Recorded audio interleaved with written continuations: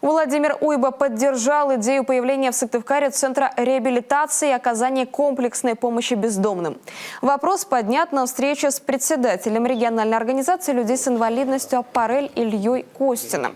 Общественник представил исполняющему обязанности главы Коми схему нового учреждения и рассказал про собственный, начатый 3 года назад, проект «Сытый гражданин». Мы про него в своем эфире уже рассказывали. Суть в том, что общественники кормят бездомных горячими обедами и в такой вот фактически точке встречи справляются о проблемах и тут же предлагают решения. Часто это вопросы с документами, недвижимостью и работой. Всем нуждающимся ребята-волонтеры помогают бесплатно. Бескорыстно тут работают даже адвокаты. Если бы у активиста было свое помещение, говорит Илья Костин, работа получилась бы комплексная. И мэрия Сыктывкара даже пошла навстречу. Предоставила помещение в районе мелькомбината 70-го года постройки. Хоть и нежилое, есть и еще «но».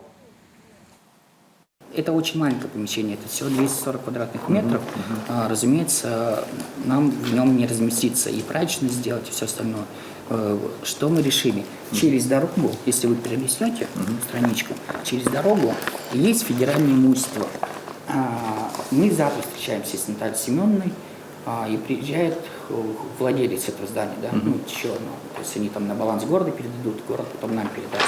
Вот это прямо вот все через дорогу. Вот здесь мы хотим как раз разместить саму ночлежку, да, и зал, где мы будем проводить лекции. Именно важно, чтобы не просто это будет ночлежка, а это будет дом по правилам, где четко будут обозначены, будет заключаться контракт на полгода с людьми, ну, как мы будем работать, да.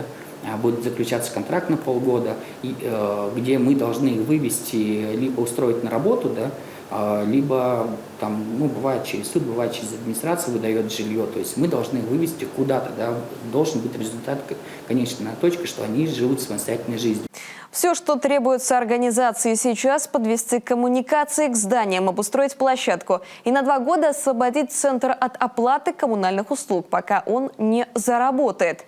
Далее жить новая организация собирается за счет привлечения грантовых и спонсорских денег. Вместить такая организация на первом этапе сможет 14 человек.